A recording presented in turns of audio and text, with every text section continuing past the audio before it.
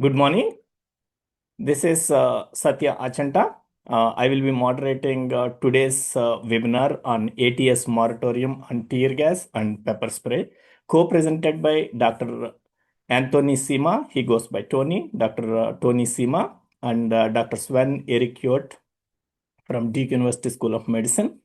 So welcome you all. It's past 10 o'clock. So today's presentation, I will be speaking a little bit about what is TID and American Thoracic Society.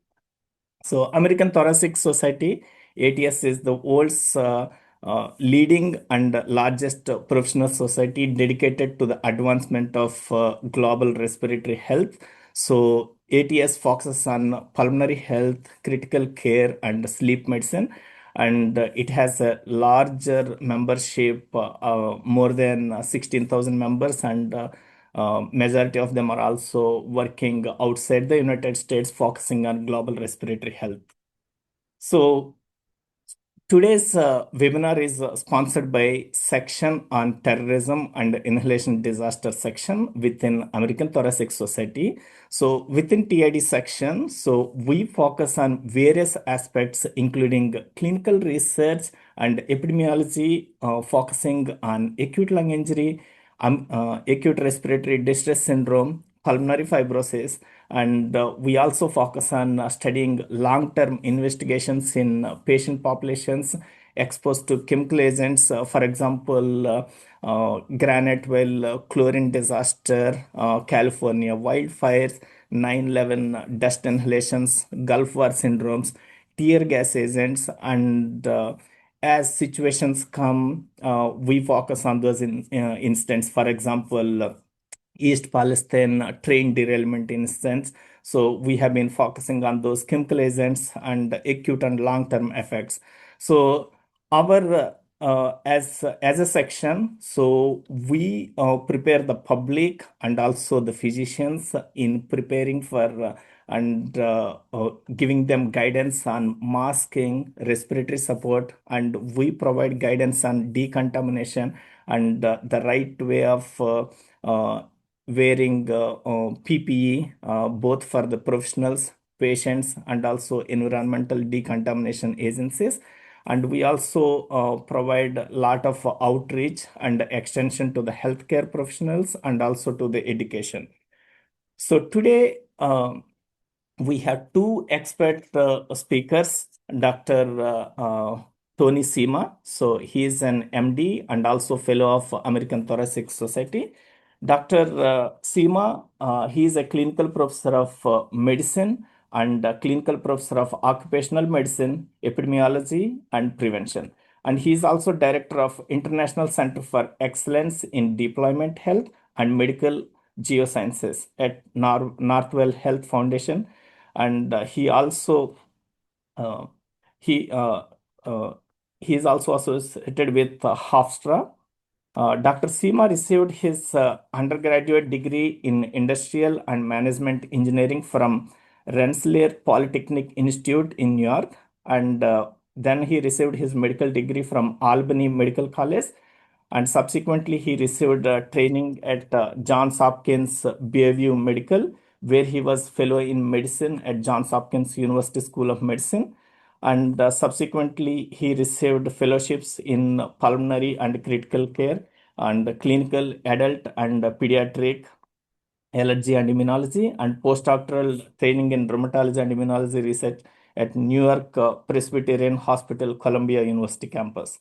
So he was past fellowship director for allergy and immunology section at Stony Brook University and section head university and the Veteran Affairs Medical Center in Northport, New York. So currently he is serving as TID section, and he will speak on health aspects of both tear gas and pepper spray. And then we have another excellent speaker, Dr. Sven Eric Jordt. He is a professor of anesthesiology, pharmacology, and cancer biology at Duke University School of Medicine. So, Dr. Sven He received his PhD in biochemistry at the Free University Berlin in Germany.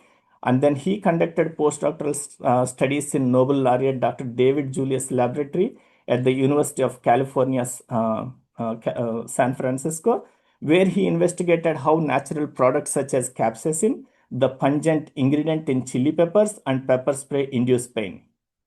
Research in the York lab, initially at Yale University and then subsequently at Duke University, focuses on mechanisms of chemical sensing and their contribution to pain and pulmonary irritation, inflammation, and toxicological responses. In 2005, the York lab identified the receptor for tear gas agents in pain sensing nerves named TRPA1.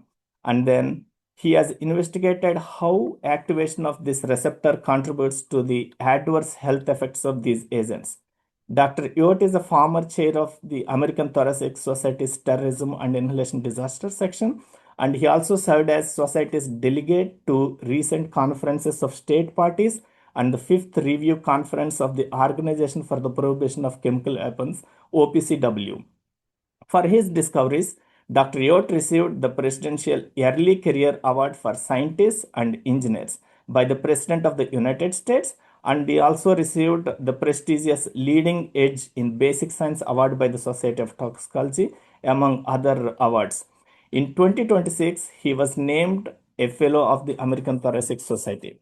So our PID section leadership has been in the press, particularly advocating for the safety of the crowd in various places. And Dr. Szema and Dr. Jordt were interviewed by the New York Times here. You can see the web link here.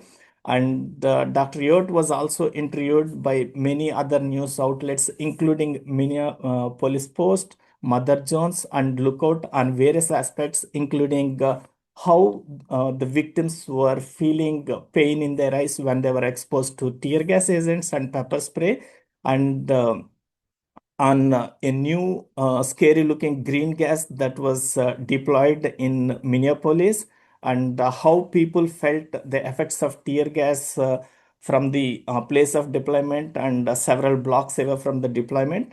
So we have a lot of expertise here within TID section, and thank you again, Dr. Szema and Dr. Jordt, for agreeing to this do this webinar. So with this, I would like to introduce Dr. Szema to take over the stage. So thank you for participating today. I will discuss the context of the ATS moratorium on tear gas and pepper spray. In recent months, worldwide, there has been an uptick in the use of tear gas and pepper spray at the Milan Cortina Olympics in Italy, in Iran on student protesters, in Albania, among ICE, notably in Minneapolis and Portland, Oregon, but also this morning in Brooklyn, ICE used pepper spray on some individuals. The ATS is warning against using tear gas and pepper spray because they pose serious respiratory risks. Even brief exposure to tear gas and pepper spray can trigger lung injury, recurrent viral infections, and long-term breathing problems. According to research published in journals from the American Thoracic Society, inhaling either tear gas or pepper spray, even during a single incident, can harm respiratory function and increase the risk of lung complications for the general public, particularly those with serious lung diseases, smokers, asthmatics, etc. Even minimal tear gas exposure can weaken respiratory defenses, making individuals more susceptible to infections like bronchitis, pneumonia, or influenza. These are conditions often caused by viral infections.